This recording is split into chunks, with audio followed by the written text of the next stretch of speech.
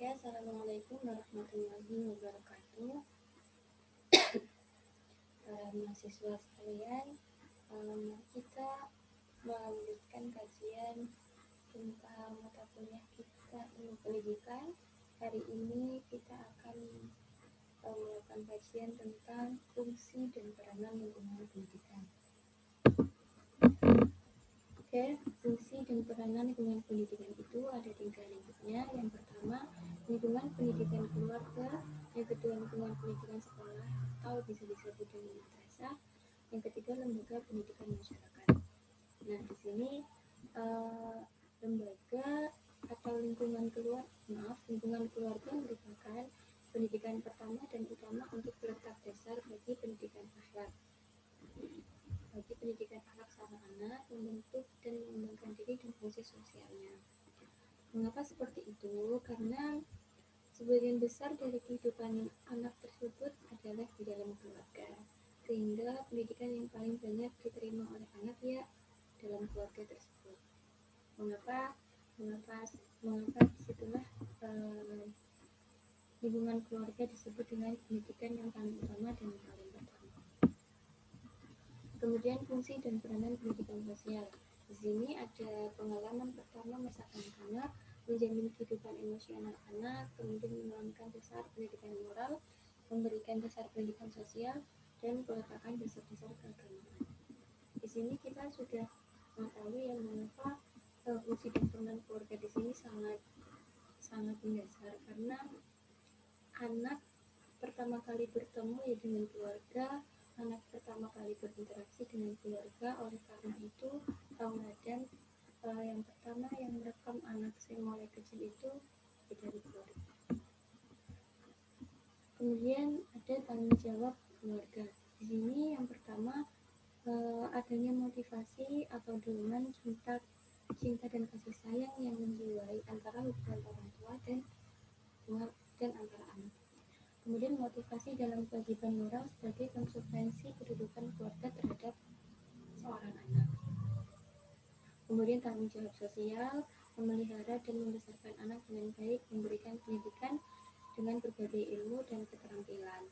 Nah, sehingga nanti ilmu tersebut akan berguna ketika anak sudah dewasa. Dan tanggung jawab keluarga ini serta seperti memberikan perlindungan, memberikan kasih sayang, itu adalah tanggung jawab keluarga terhadap anak agar perkembangan secara psikologis dan fisiknya pun juga terjaga. Kemudian kita akan membahas tentang lingkungan pendidikan sekolah atau madrasah. Di sini pendidikan atau bisa disebut sekolah atau madrasah itu merupakan pendidikan yang diperoleh seseorang anak di sekolah secara teratur setiap hari.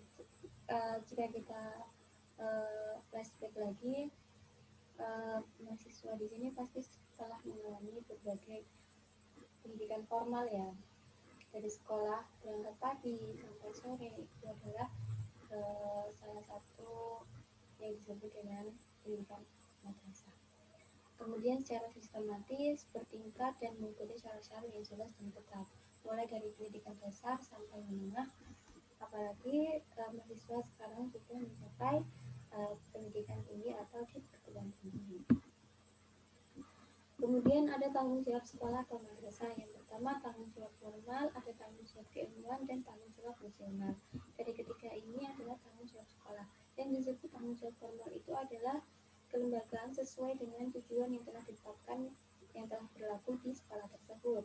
Kemudian tanggung jawab keilmuan di sini dalam bentuk berdasarkan bentuknya, isi, tujuan, dan tingkat pendidikan yang dipercayakan kepada masyarakat. Nah, kemudian ada tanggung jawab fungsional, yaitu institusinya ya, pelaksana pendidikan berdasarkan jabatan masing-masing.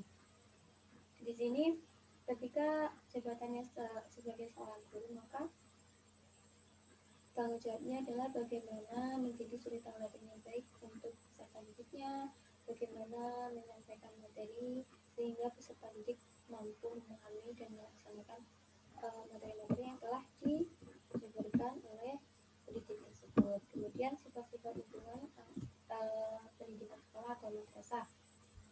Di sini Yang pertama adalah tumbuh sesudah keluarga atau pendidikan kedua. Mengapa seperti itu? Karena setelah keluarga barulah seorang anak itu masuk ke lembaga pendidikan. Karena lembaga pendidikan ini ada batas umurnya. Jika mulai PAUD itu ada umur 3 sampai 4 tahun, kapan anak-anak itu bisa 4 sampai 5 tahun. Kemudian ketika sudah masuk sekolah dasar, mereka akan memasuki umur 6 sampai 7 tahun. Kemudian lingkungan pendidikan formal.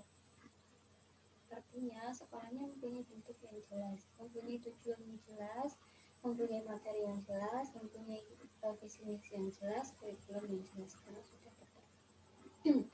Kemudian lingkungan pendidikan yang tidak bersifat kodrati, artinya lingkungan pendidikan ini yang didirikan tidak atas hubungan darah, bukan keluarga ya. Kemudian ada fungsi dan peranan sekolah atau madrasah. Di sini kita akan membahas peranan sekolah terlebih dahulu. Yang pertama, peserta didik belajar bergaul sesama dengan peserta didik.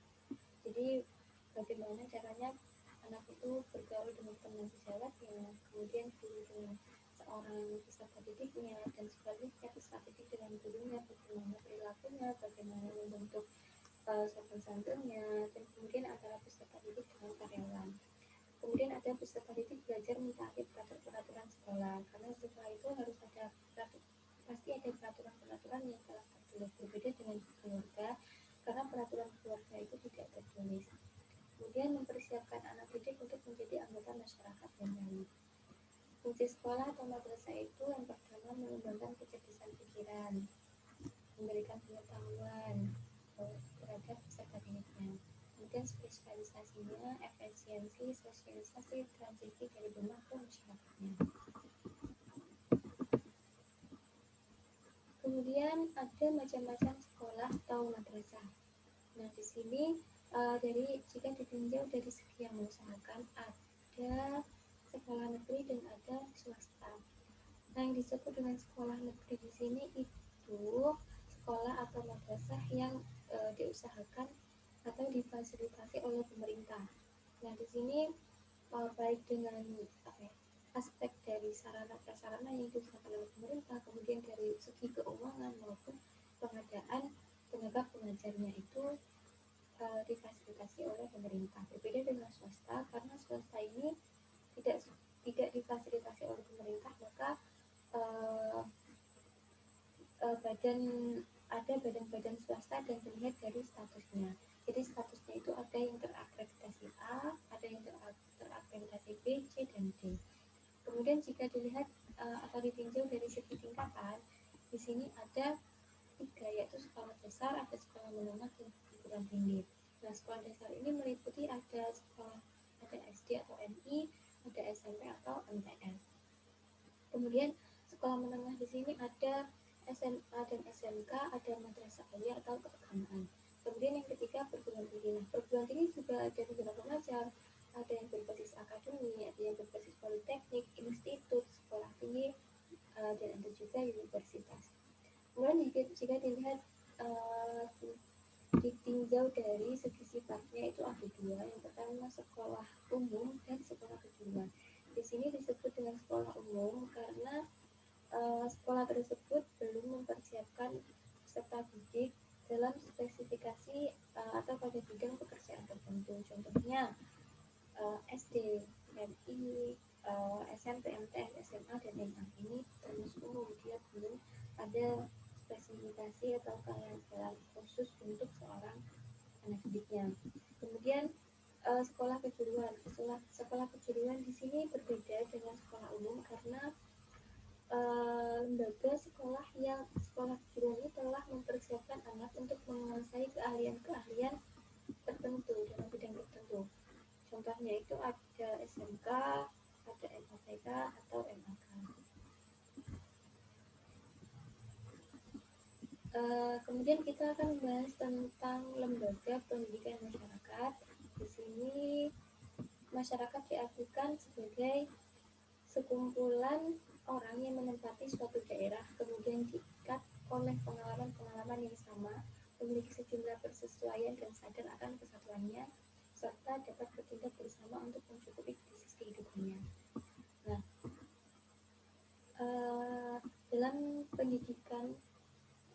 masyarakat itu merupakan lingkungan ketiga ya setelah keluarga dan sekolah.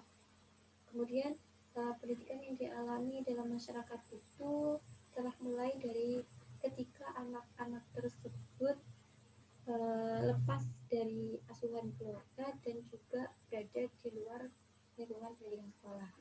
Nah, pendidikan yang dialami seseorang atau anak tersebut dalam masyarakat itu banyak sekali, bisa meliputi segala aspek atau segala bidang. Nah, baik dari pembentukan kebiasaan-kebiasaannya juga pasti banyak terpengaruh, mungkin pembentukan atau pengetahuannya juga pasti akan banyak terpengaruh, serta sikap dan minatnya juga pasti akan banyak terpengaruh. Bahkan pembentukan kesusilaan dan keagamannya pun pasti akan terpengaruhi. Mengapa oleh oleh karena itu mengapa dari ketiga aspek tersebut dari lingkungan keluarga, lingkungan pendidikan dan lingkungan masyarakat itu penting saling terhubung ya. Kemudian ciri-ciri lembaga pendidikan masyarakat di sini yang pertama diselenggarakan dengan sengaja di luar sekolah. Jadi di sini tidak dalam lingkup pendidikan sekolah atau bukan lingkup dari pendidikan keluarga. Kemudian peserta umumnya mereka yang sudah tidak bersekolah, tidak mengenal jenjang dan program pendidikan untuk jenjang jangka panjang. Peserta tidak perlu homogen. Homogen di sini maksudnya itu tidak perlu sama. Jadi peserta didiknya mereka bisa berbeda usia, juga tidak berseragam seperti sekolah dan lain sebagainya.